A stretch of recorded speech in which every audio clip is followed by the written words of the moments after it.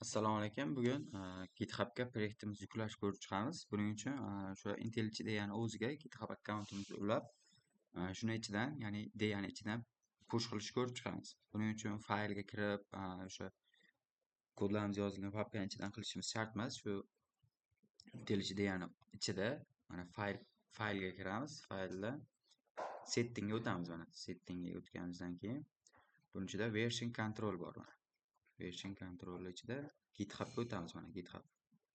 Bu yerga men akkauntimni ulaganman. Endi sizlar ham shu akkauntni ulaysizlar. Login parollarni kiritib akkaunt ulaganimizdan keyin keyin bu yoqda GitHubda repository ochib olamiz. Yangi new repository. Bu yerda mana yangi repository ochamiz. Cert bo'lsin. Mana create repository. Mana yangi repository ochib oldik. Endi shuni silkasini copy paste qilamiz. Ichkarida kerak bo'lib qoladi. Va mana bu yerda git bosamiz. Buni bosganimizdan keyin create repository mana. Shuni ustiga bosamiz. Va qaysi papkani kiritishimizni so'rayapti. First projectga o'tamizda bu yerda mana cert. Shuni ichida mana hozirgi yozgan barcha nimalarimiz bor, kodlarimiz bor. Shuni belgilaymiz. Select folder. Buni yuklayapti. Bizga keyin kod yozishimiz uchun oyna chiqarib beradi. Mana commit local changes bosamiz. Bosganimizda va fayllarni belgilab olish bilan 11 ta endi har xil fayllar bor ekan, ichki qismi bilan umumiy va buni ham bosamiz. Ikkalasini belgilab qo'yamiz. Va bu yerga qavs ichiga xohlagan so'zimizni yozib qo'ysangiz bo'ladi. 30 keyin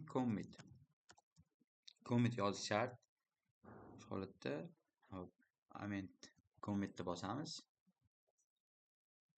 Buni bosganimizdan keyin commit and push bosamiz.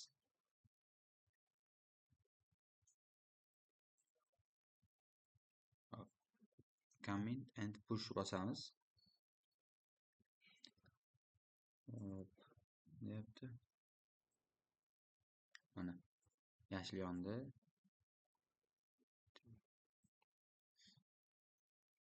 Bu yoqda tekshirib ko'radigan bo'lsak,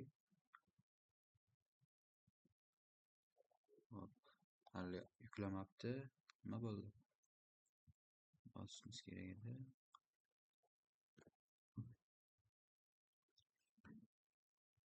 Mana urildi. Bu yerga hozirgi o'sha repositoriyimizning silkasini yozamiz. Silkasini yozganimizdan keyin mana OK.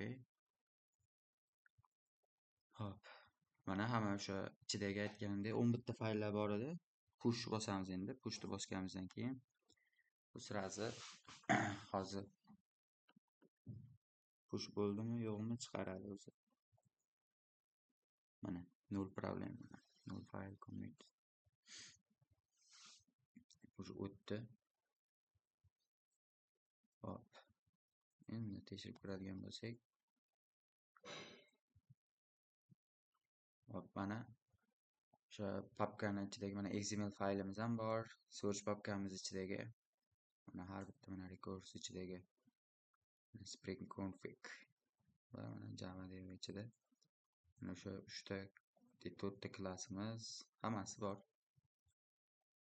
Bu hozir unchalik ko'p vaqt ketmaydi. Fayl ichidagidan ko'ra har safar keyin proyektimizni push qilmoqchi bo'lsak, akkaunt ulangandan keyin git ustiga bosamiz, create project, repository qilib, silkasini yozib, xuddi shu holatda shu ideyadan chiqmagan holatda yuklab olsak bo'ladi. Hozircha shular.